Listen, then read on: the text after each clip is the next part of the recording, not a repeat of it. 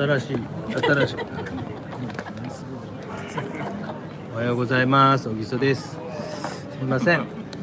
大川という産業会館というところで、今から絵を描こうと思います。人が入ってるかどうかわからんけど。よいしょ。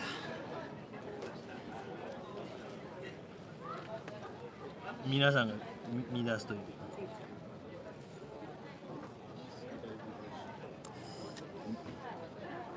あら、押せない。ありがとうございました。ありがとうございました。ありがとうございました。2分前になってるけど、映ってない？動いてる？あ、もう来てる？よいしょ。ありがとうございました。今日はなんかいろんなところから来ていただいておりまして、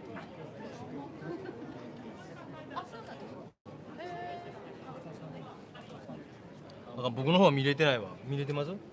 あ、見れてるわ。よかったよかった。私の方はちょっと今見れてないんですけど、今日はですね、お兄ちゃんがこれ書けっていうのでこの東大寺をこれ透明水彩では書いたんですけど、アクリルで描こうと思います。で、質問あったら遠慮なくしてください。もうすみませんね。よかったら皆さんスマホの音を消していただけるとはい。こ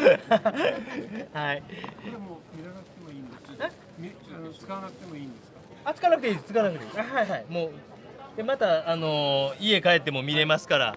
はいはいはい。別にライブ配信見なくても、僕のがちょっと見れてないんですけど、映ってるっぽいのでまあいいかと。でちょっとアクリルで今日は描こうと思います。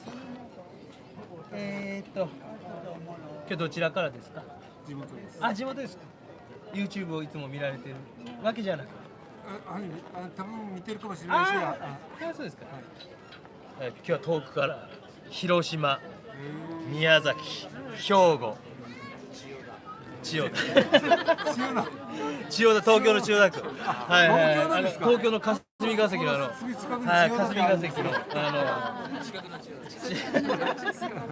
どうぞ見てください。この辺の色を使おうと思います。バーントシェンヌ、チタニウムホワイト、カドミウムイエロー、ウルトラマリン、あとはマースブラック、赤、カドミウム、レッド、この辺りを使おうと思います。これって毎日汚れてしまったら大丈夫ですか？そこまで汚さんと思うんですけど、たまに汚れるんで。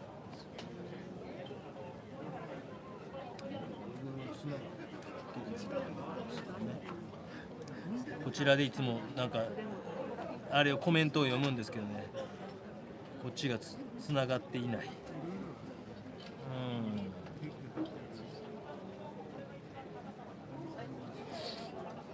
ちょっと待ってくださいね。 iPhone がまあやっていきながら。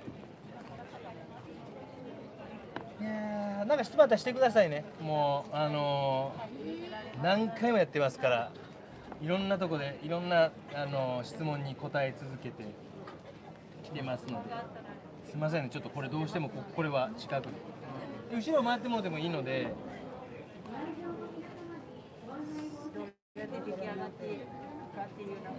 ここの5枚だけは油絵です。時間かけて。あとはまあ現場で描いたりとか、まあ自宅で描いたりとか、こっちの方大体現場が多いかな。石垣島とか北海道とか。よいしょ。この絵の具は何ていうの？これアクリル絵の具。油絵と違います。透明水彩とかよりもまた違います。はい。でおそらくこの辺の人はもうほぼ質問がないはずです。もう高野山まで見に来たり、岡山まで見に来たりとか、もうね、もうそういう人たちですので、もう遠慮なく質問してください。もういいですよ。見てください。見てください。これは油絵です。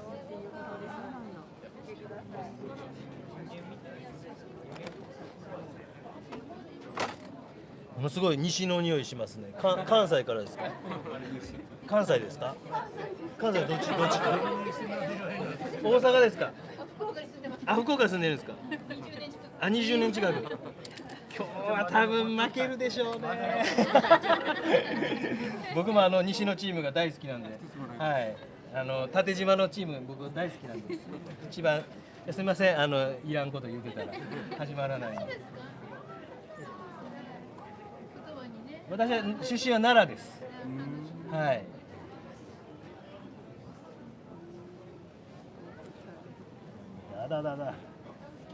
まあアクリルで現場でライブ配信とかする時も遠慮なく後ろとかも回ってくださいね。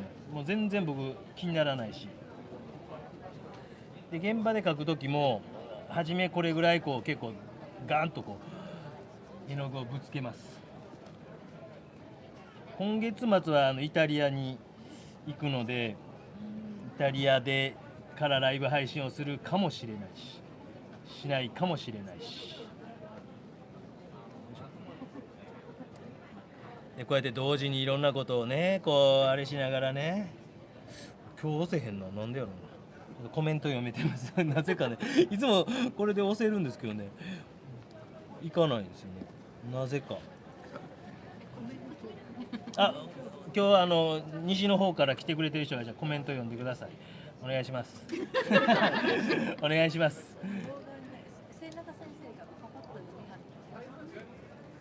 末中先生もガリガリ老眼ですよ。だいたい1時間から1時間半ぐらいでいつも書いてます。まあ現場でスケッチとかはそういう感じで書いてます。中ロマンゆきちゃんめ。あ、ゆきちゃん。エアブラシ斉藤。エアブラシ斉藤さん、熊本。さつきさん。さつきさんは。春花水木さん。春花水木さんも鹿児島やったかな。夏伊藤。あ、夏伊藤さんは練馬。末中さん現場からこんにちは。末中さんです。絵描き猫。絵描き猫さんですね。はい。絵描き猫さんは。ふうみんさんは。あ、小松忍さんはあれですね。春花水木さん。ね、これアクリル絵の具ですね。あ、もうなんか青と茶色で、まずなんとなくのこう濃淡をダダダダとつけていこうかなと思って。でこちらの油絵が本番というか、でこうエスキースって言ってプランをこうやって立ててるんですね。でこんな感じで油絵描こうかなとか、あとは現場であの辺やったら左上は長野、で右は石垣島、真ん中のはあれは阿蘇、左下も石垣島、右はあれ北海道の摩周湖。そういう、現場で描いたり、あとは YouTube っていうので配信してて、で YouTube のファンの人が兵庫県から来たり、広島、宮崎とか、なんかそういうのね、もう皆さんが、そう。それで一応こうそういうのをこう生で見れるからっていうね、こういうお土産を持って宝水。はい。お酒好きなんですか？お酒僕が好きなんじゃなくて、お酒が僕のこと好きで、そう僕の方に寄ってくるんですよ、お酒が。先生の絵あまりサイン書いてないんです。サインはあまりつけない。いやサイン書いてますよ。書いてますか？書いてますよ、ここに。これでだからね、この絵だけ多分10年以上前なんですよ。であとは大体これもどうかなんかこれ7、8年前かな。でなんかちっちゃくチルチルと書いてますよ。僕の説ではなんかやっぱいい絵描きはサインがちっちゃい。自己主張強い人っていうのは僕は良くないと。絵を見たらもう絵が誰の作品か分かるのが一番僕は理想やと思ってて、はい。なんかサインを1時間ぐらいかかりますから、質問あったらしてくださいね。多分遠方から来た人質問絶対ないので今日。もう3年ぐらい前からね、4年ぐらい前から皆さん見てはる人やから。これは東大寺です。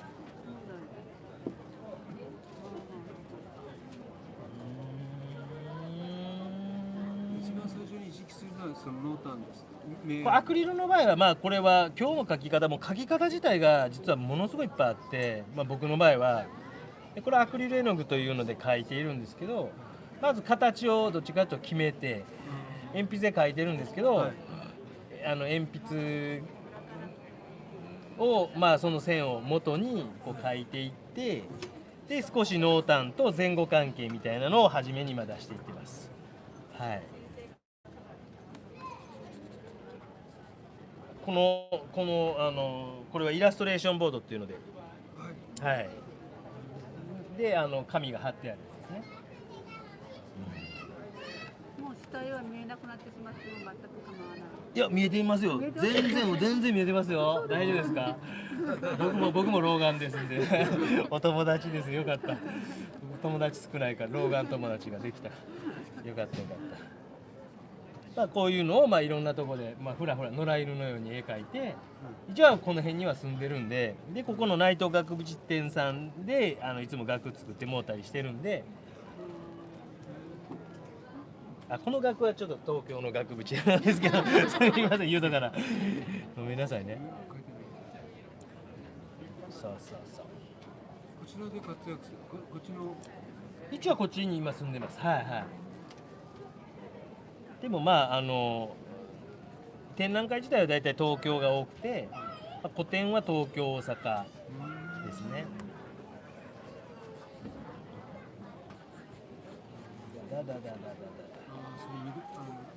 そうですね。とりあえずは下の色ですね。下地として今塗っていきます。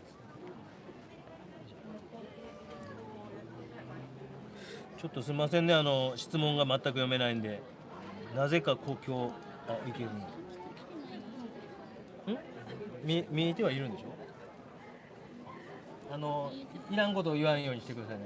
いらんことっていうのは例えば今度旦那と別れるとかそういうの一応これいや過去にあったんですよ言っちゃったとかいう人がね、それだけ注意してください皆さん。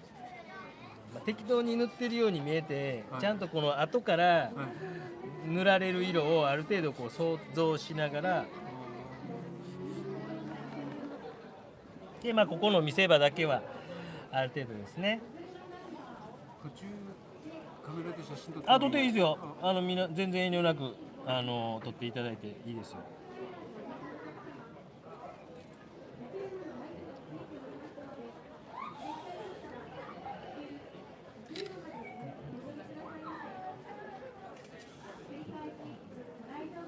聞きたいこと、全然後ろ回ってもらっていいですよ。ここしか映ってないから皆さん大丈夫です。近く寄って見てもらっても。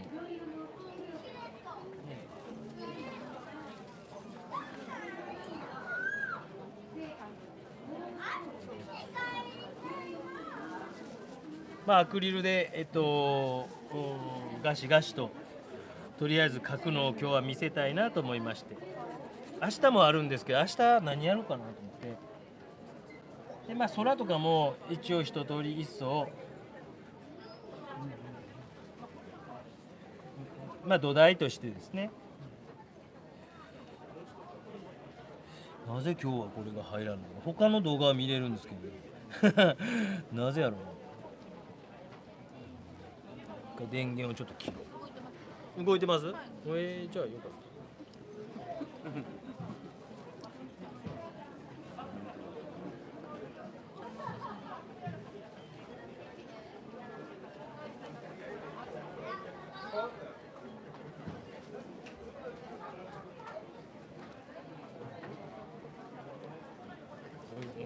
動いてる。あかん、触って向こうかなんでやな。一回電源落とした方がええかもしれんな。よいしょ。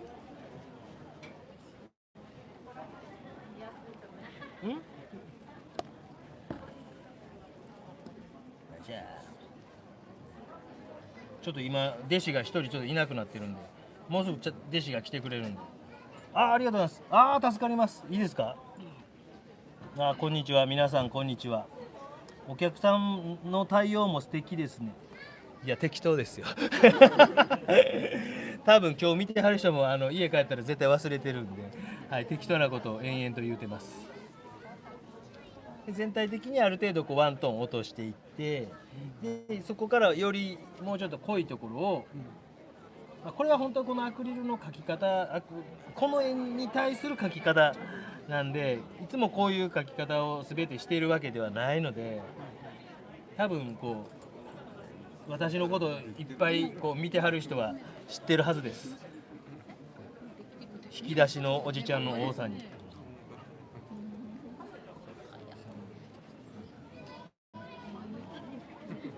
恵子さんもこんにちは。あ、映ってるね。皆さん大体福岡の人なんですか？大体福岡なんですか？大体福岡。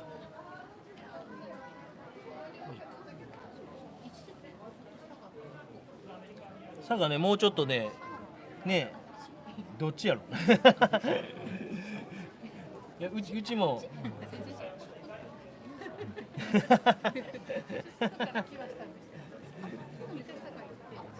今日は遠くは兵庫県から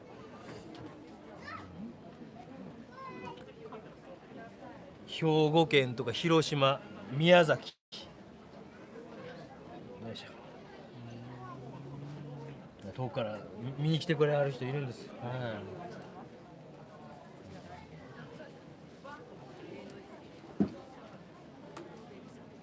あ、モデルさんどっかいますよ。今多分ちびとどっか行ってます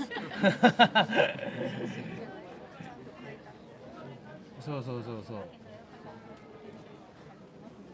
昨日本当は来る予定やったんですけど、うちのちびっ子が運動会で運動会やったから来れなかったんですよ。はい。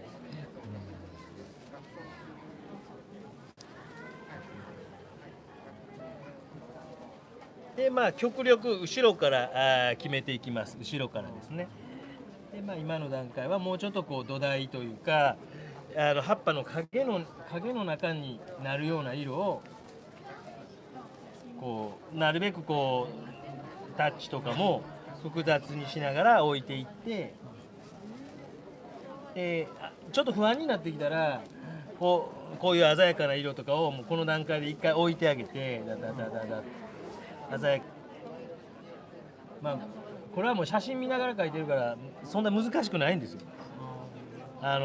現場で描くのがもう何度も言いますけどね、背中さんね難しい背中さんは何度か僕と一緒にこうチャレンジしてるのでもう分かってると思います、この大変さ。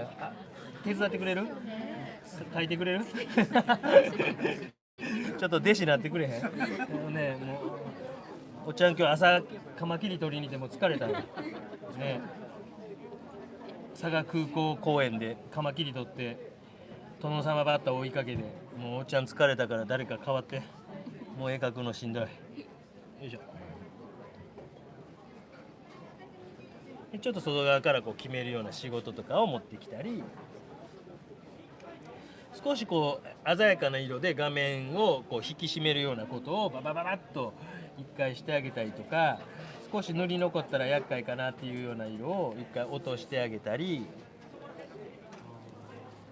こういう全体、画面全体をこう見ながら作っていくということが皆さんには難しいみたい。一箇所にこうそこばっかりやる。そうなんですよね。で特に写真見ながらやったらば局部的にこう なりがちなんですね。よいしょ。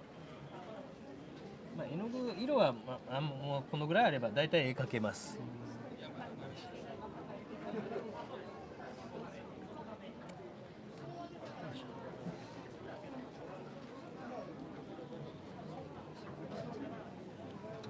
遠慮なく質問してくださいね。質問ないとか言うて申し訳ないいやもうね、それぐらいもうなんかね、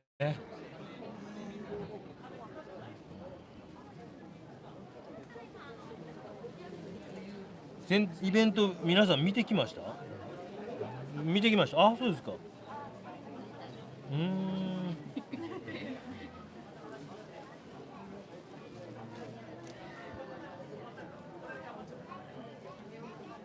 今だいたい15分ぐらい経過ですね。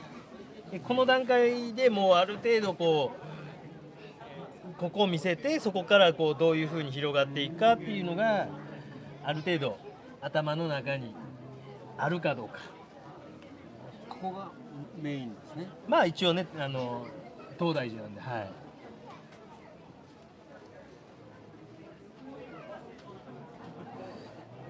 まあ一応この東大寺を書いてほしいって言うたらうちのお兄ちゃんやけど、お兄ちゃんどっか行ってしまうて、あれあの人のリクエストに応えてるのに。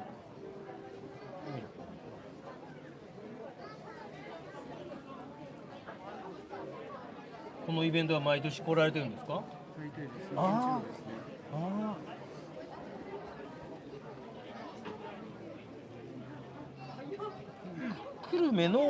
久留米あたりですか？私ですか。はい地元、いやもう大川です。青川ですか？あ、城島とか言ってました。はいはいはい。内藤さんのところにはたまはいに。。ああ、そうですか。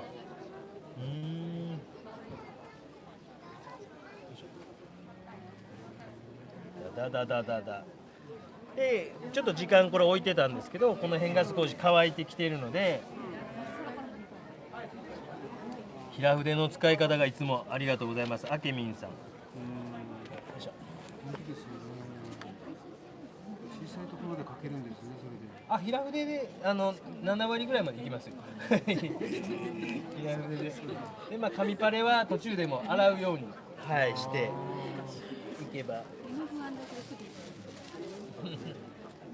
それはチェコです。チェコのチェスキ・クルムロフ。ちょっとその絵古いんですよが、もうなんかあんまりこう絵がなかったから倉庫にあるやつを引っ張り出してきて。いいですよね。屋根の色が本なかなかね、風景がどうしてもね、あれやから。よ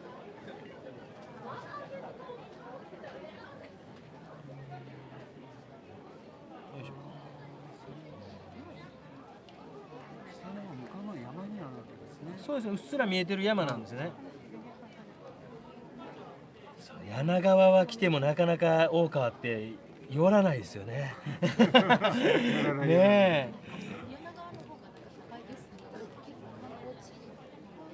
柳川なんかね、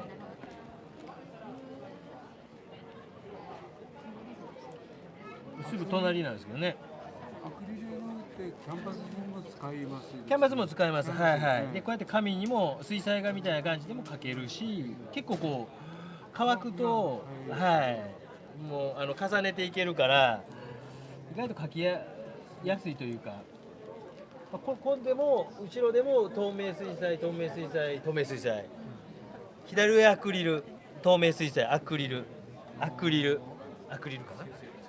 な。それもでこの辺は油絵。で透明水彩、透明水彩、透明水彩、透明水彩、透明水彩。でまあその臨機応変に使い分けてます。現場でもアクリルのがこの絵は合うかな思ったらアクリルでやりますし。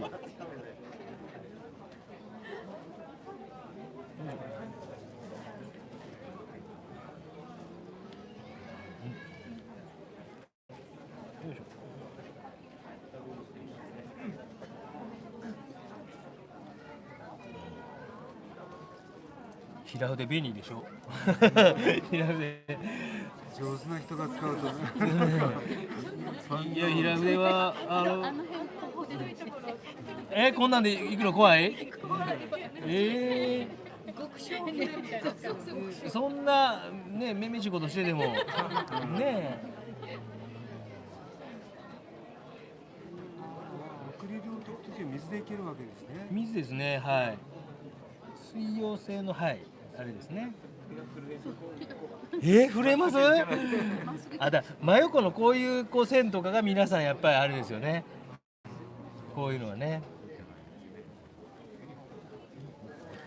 ムラになりますですよね。筋が入るというか。あ、こんにちは。あ、風民さん。そうか、前もね、久留米でね。よいしょ。ありがとうございます。風民さんもね、よいしょ。どこで熊本でしたっけ？あ、この近くでした。そうか、久留米の時もね。よいしょ。イエス。うやってねこそれで隠すわけですね。う、はい、それでも完全に消えないので、はいはい、でまあ後ろの方からとりあえずこう決めながら、これをこれ奈良県庁ですね、これ奈良県庁、この裏に東京芸大のあれが宿舎があるんですよね。うん、めちゃくちゃいいとこなんですよ。よいしょ。先生はその宿舎におられたんですか？いや古美術研究とかそういうの時に使う。うん。だから1年間に多分稼働してるの半年ぐらいだと思うんですけどね。で各科が2週間ずつぐらい、油絵科と油絵科で2週間とか行ってですね。でその裏に奈良女子大っていうのがあって、でそこの学生さんとコンパするっていうのがまあね、なんかね、で少しずつこの緑固有の色に持っていって、でこのぐらいの段階とかでよりはもうちょっとこう複雑になってから、まあなんていうか影の色とかがもうちょっと複雑になってから筆先とかをうまく使って描いていった方がいいですね。今これぐらいまでこうしておいて、まあ、例えば、まあ、極力そんなに高い筆ではない筆で毛先がもうちょっと潰れかけてるような筆とかでね、水とかあまり使わずにぐしゃっと潰したような感じで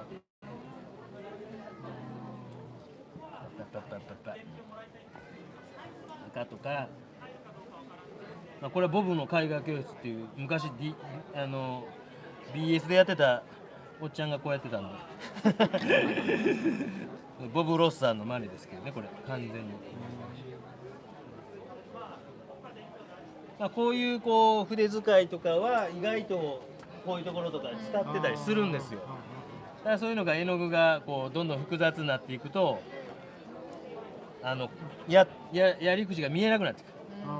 だから1回ぐらいやったら筆でやったなって感じが分かるんですけど、それが2回3回となっていった時にあれどうやってんのっていう風になってきますよね。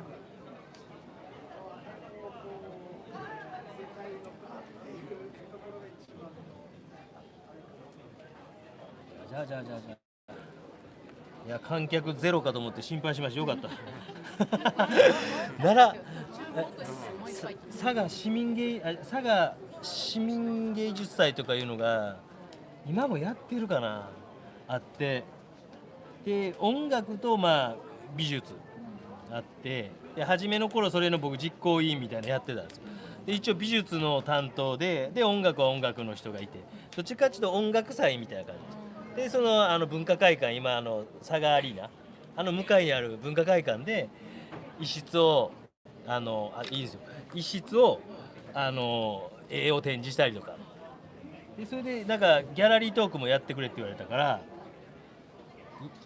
やるんですけど、その佐賀の市のちっちゃい子なんてあるじゃないですか、司法みたいな、あれにちっちゃい記事でギャラリートークありますと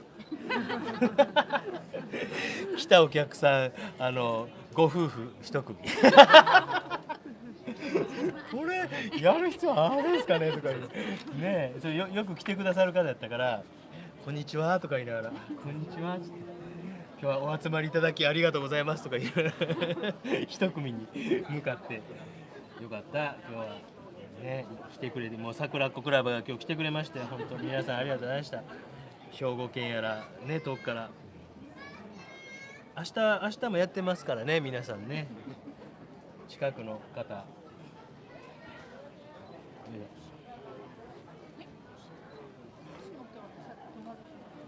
止まるんですか？なので今日明日と来るつもりでした。あ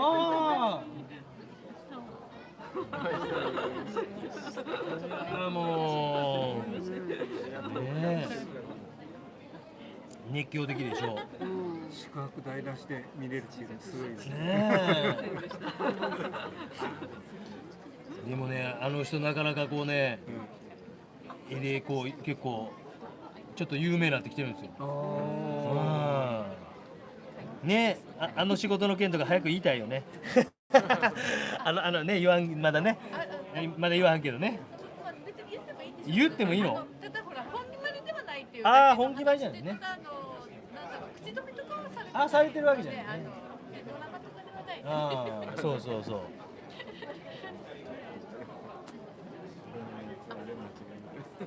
昨日お米のやつ見ました。ああ、なんとかペアンね。これかな。なんとか、そう。モナリザのあれはショート動画で上げてるんですよ。でも結構昔。でそれを見たスタッフから連絡があった。よいしょ。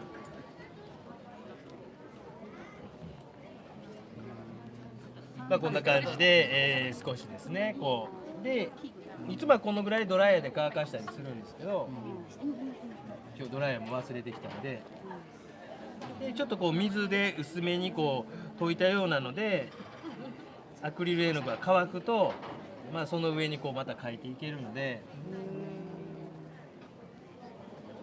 描いてくれる？ちょっと変わってくれる？うちゃん疲れてるから変わってくれる？うちゃんどう？うちゃん今日は朝からあれカマキリ取りに行ってて疲れたから変わって。いや変わってほしいな誰が。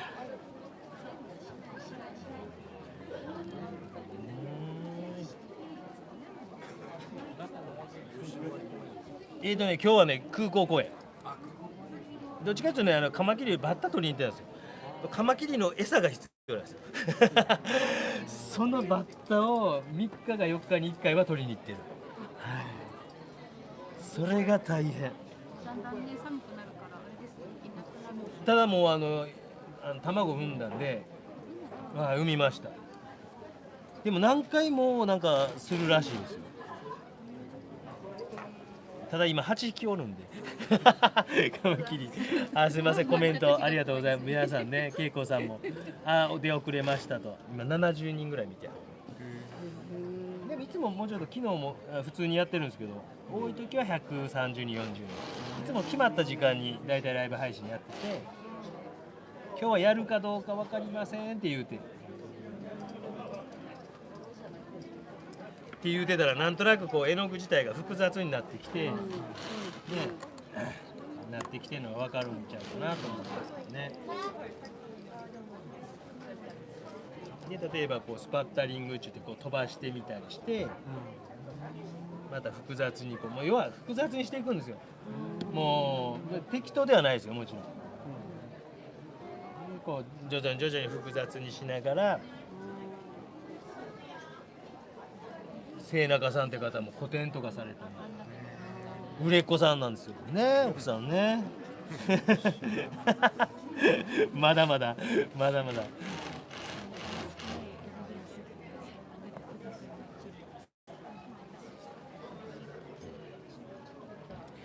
でもおさいさんの話もね、話ですよね。ね、まさかのまだ未定なんですけど。とある何かのロゴ的なのを書いてほしいと。ロゴっていうか、僕が好きなものですよ。予想したら分かるでしょ。僕が好きなもののラベル的なものかなんかみたいなのを、どこの会社とか言えないですけど、2、3日前喜んでメールがわーっと来て。これどうやったらいいやろ。お尋ねする人がいらっしゃるといいですよね。こうですよ。書いてくれる？という感じでこう少しずつこう密度が上がってきて、またそしたらこっち書いてたら今度こっち乾いてくるから、乾いてきたらまた上の方書いてとかっていうことを繰り返しながら、でこっち乾いてきたらちょっとずつ最後の方をこうで大体今で僕の時計合ってる？今35分ぐらい。そうです。35分です。だいたい1時間から1時間半、家でやるときは1時間半ぐらいで書いてます。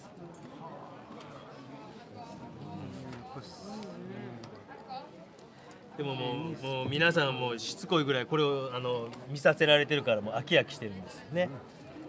いやいやいやいやいやいやいや。回数見るごとにちょっとずつ分かってくるから。ちょっとずつ分かってきました？だって1回2回じゃちょっと分かんないですか？まあ説明するのも難しいですよね。だいぶ丁寧に説明しているつもりではいるんですけど、やっぱりこうね、よいしょ。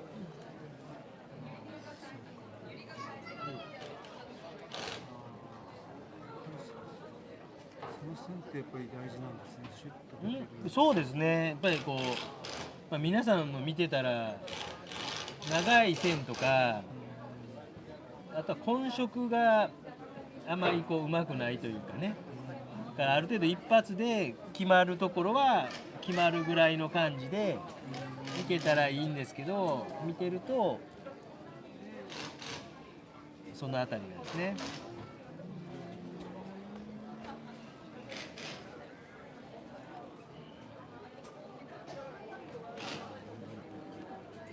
いや、アクリル絵の具の場合、今こうマスキングテープ貼ってますけど、最後に外したらすごくこう印象がガラッと変わります。はい。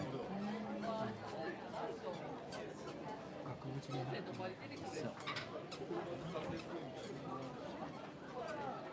そこら辺はあえてもう説明をしないと。うんうん、そうですね。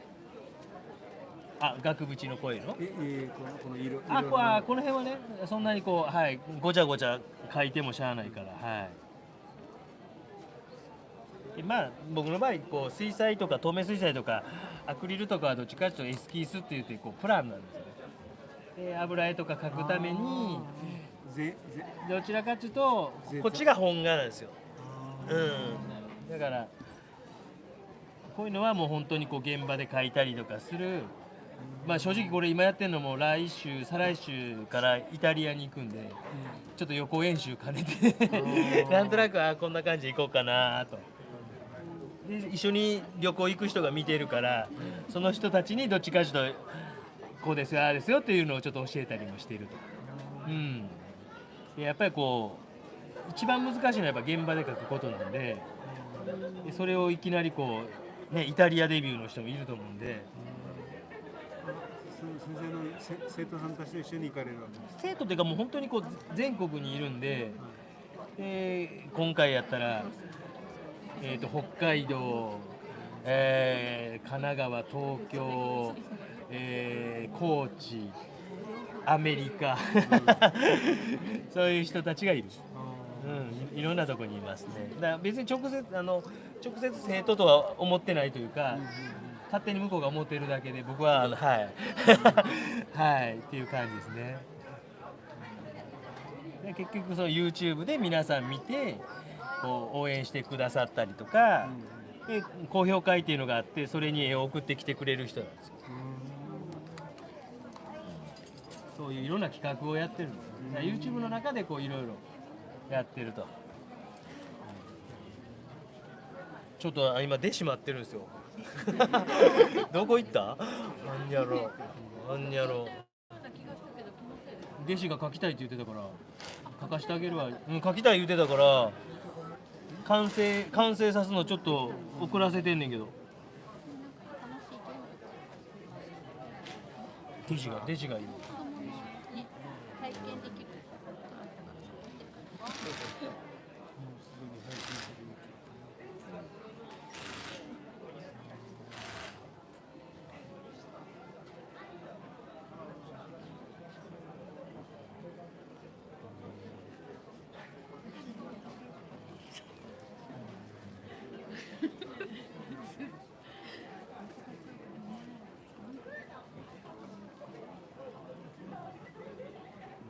いいですよ、遠慮なく質問してくださいね。多分僕じゃなくてこの人たちが答えてくれますんで。いや本当もう皆さん絶対大体知ってるんで。よいしょ。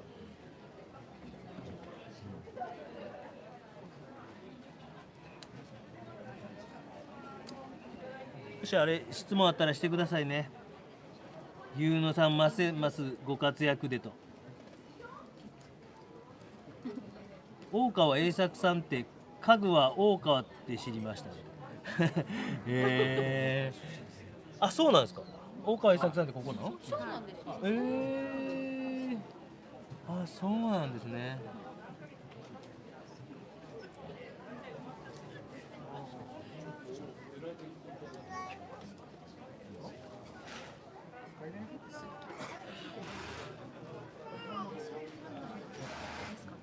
あ、そうなんですよ。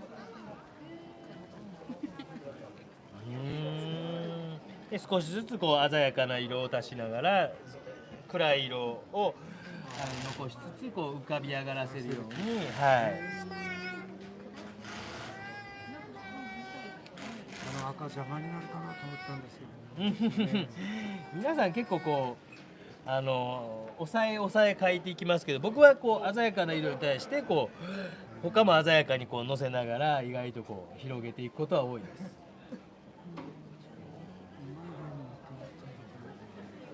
絵を描いてらっしゃるんですね、じゃあ。描くほどではないんですか。なんかその前、なんかそれが最初の頃は分からない。で少しザザザザザと。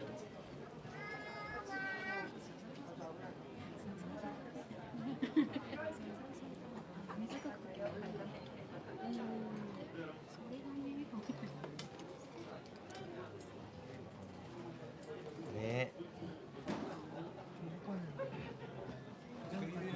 書いた時より後でちょっと暗くなる感じがそうですね。そこまで計算入れてやりますよね。まだ慣れないです、アクリルは。ただなんかこう何度も同じようにこう繰り返していくとあんまりこう変化が少なくなってくる感じがするんで、やっぱ重ねていきながら徐々にこう近づいてきたなっていう感じがしていますよね。それはあります。アクリルだから僕はやっぱまだ難しいなと思いながら、でも重ねていくとだいぶ。おさえさんもアクリルでしょ？あ、なんか最近はその猫とか、猫とか、猫とか、竜の時は竜の時は、アクリルなんですけど、ただなんか油彩だけじゃなくてやっぱちょっと乾きが早いので、アクリル使って最後に油彩みたいな形に今大体なってます。やっぱそれぞれでだいぶ違います？なんかアクリルだけで終わらしたい山々なんですけど、ただなんかこう、ちょっとやっぱり乾きが早すぎるので、ちょっとなんかこの油彩の色もどうしても欲しくってみたいなところで、アクリルだけはちょっと猫だったらいいんですけど、ちょっと他は厳しいかなという私のテクではみたいな。そうなんです。アクリルとその油絵の具って一緒にで使えるんですか？一応初めアクリル、あとは油はいけるんちゃうかなと。初めアクリル、あと油ですね。まあアクリル自体がもう50年前ぐらいにできた画材で、だからどれだけの耐久性があるかというのが50年間ぐらいしか立証できていないから。でも僕が昔こう30年ぐらい前に受験の時描いてたような絵とかは保存状態が全然問題ないから、ええかなというふうには思ってます。当時はアクリル下地で油絵上に描いていってたので、そんなにこう問題が起きてないので、ね、変わるダメやな。この間佐賀のあそこでやったらなんか書き立つそうにしてるガキンチョいっぱいいましたよね。もうずーっとこう YouTube に移りて、さすが福岡の子ちょっと、鮮やかなところと、このトーンを落としたところってどういうふうにこうしていかれました？初めやっぱ暗いとこ描いてました。ここのところ塗り残ってもある程度見せれるように、あまりこうなんていうか、なるべくタッチをこうかっこよくしていた。そうなんです。だからここのところをある程度複雑に、でもこのぐらいの段階でもある程度この上からまたこうずーっと描いても、アクリルの場合も乾いたら取れないから、あとはこうやってこう潰してもいいし、ちょっと鮮やかになりすぎたらまたこう潰せることもできるので。ほぼ塗った時はこう隠れたけどスーッと出てきましたですよね。そうですね、またねやっぱ出てきますよね。アクリルはだからただこっちの方が乾いてくるから、こうやってこう15分に1回ぐらい水つけてこうやって一生懸命拭いてるんですよ。一回しばしばし。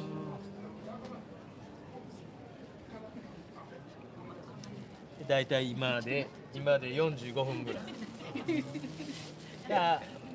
油絵とかなるともっとこう乾きが遅いから、はい、複雑にできると。はい。日頃は何を使われてるんですか？油絵が。油絵が多いですか？はいはいはい。油絵の具も高なりましたもんね。ねえ。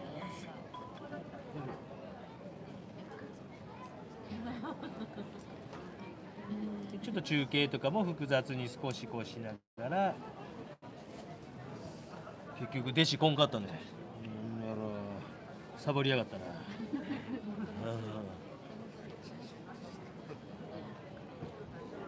キーラも買ったんですけど、アクリルとアキーラの違いとか。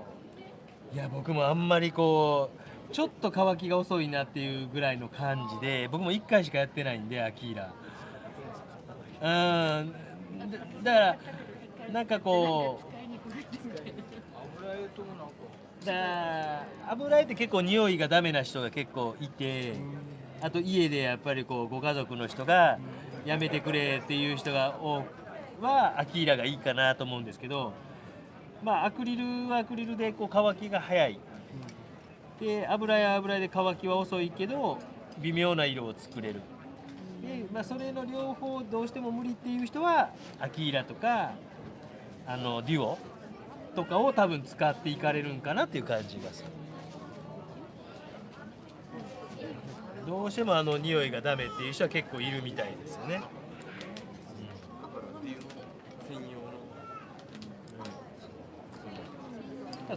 油絵もなんか溶き油をね皆さん結構使われますけど、僕はもうほんと溶き油もすごい少ないんで、そのままで塗るんですか？そのままああいう結構ね、今ライブ配信は映してる頭映ってたYouTube とかで結構上げてますよ、描き方も。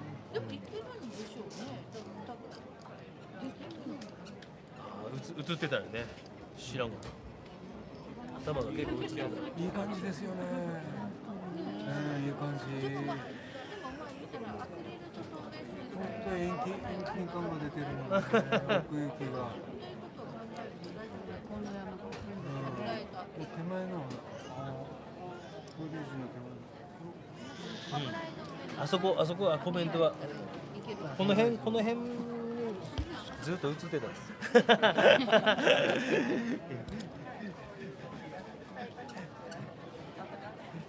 よいしょ。もしなんか質問あったらしてくださいね。いつもコメントくれる方ですよね。ありがとうございます。いつもね。ね。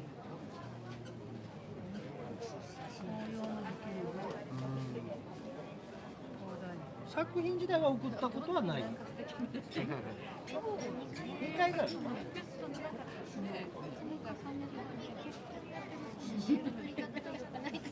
ああ、絵の写真。ああ、それは結構いますよね。見てるとね。ポイントは何ですか？やっぱりまず画面が光らないこととか。あとはまあ垂直水平がちゃんとしてるかとか、自分の描いた絵を写自分の真で送りたいですね。そう画材を選ぶ時の絵になるか絵にならないかっていうような、これ良さそうだなって思ってもなんか絵にならないねこれはとか言われたことがあるんですけど。そうですか。僕大体絵にできますけどね。僕は大体逆に言うと描かないでもいいようなものが写ってることがある人は多い。人がここにいて邪魔やのにそのまま描きはんやなこの人はとかっていうのはよく見る。そんなんね、絵の中で消してあげりゃいいのになと思ってよくこう高評会では皆さんの人とかをこう消してあげてますああ消えてったとか言いながらという感じですね。あとはまあネチネチとこう点描打って、まあ、時間あったらまたグレーズとかしてという感じでやっていくんですけど、まあ、だから初めの段階をこう暗く沈めていってでそれでその段階である程度ここの暗さの中をどうやって複雑にするかということをまあしておいて塗り残った暗い色がそんなにこう違和感のないような状態にしてですね。すみません、出身の質問で、グレーズってグレーズっていうのは透明の絵の具をかけていくこと。ああ、はいはいはいはいはいさっきされよったような感じです、ね。あれはねちょっと白っぽいのをかけていくのはスカンブルっていうちょっと不透明の絵の具をかけていくのはスカンブリングっていう方法で透明の絵の具をかけていくのは例えばこう白を混ぜたような色でこうかけていくのをこうスカンブル、はい、こういう例えばもやがかかったような感じにしてったりとかするのをスカンブリング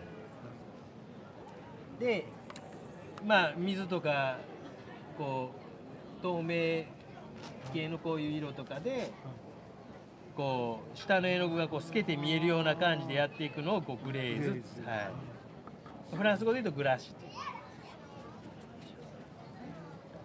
全体にグレージングしたら暗くなりすぎたんですけど、ああじゃあグレーズのもっと水とかを多めにするとかはいはいはいはい水の量とかメディウムの量を多めにしたりとかすればだけなんではいはいはいそれは分量でなんとかなりますよ。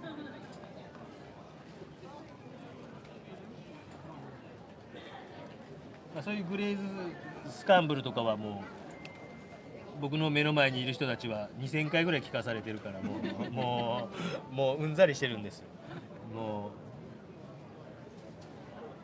う4年ぐらいやってるから動画もね1000本ぐらい上がってる1000多分4000-500本上がってるからもう皆さんもうねでもできないんですできない人はできないんです残念ながら。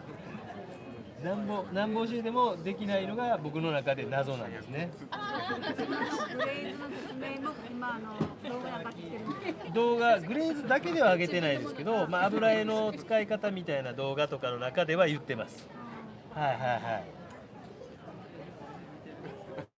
い。なんかこうまあ視聴回数が多い動画みたいなのを YouTube でそういうの中には全部こう言うてるはずです。はい。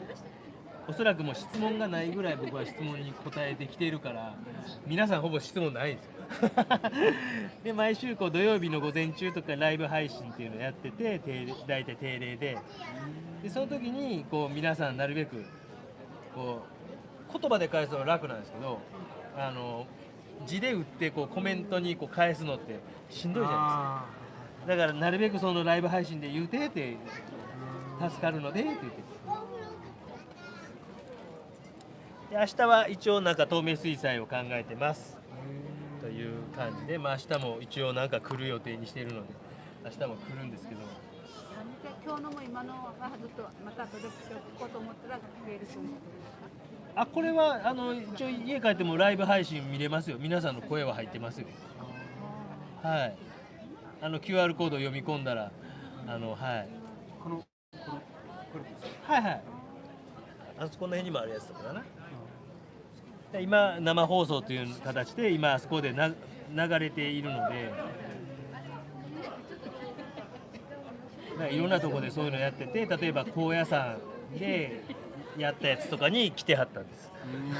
佐賀のその辺の桜を描いてた時にもいはった人とか久留米の文化会館文化センターはいいはった人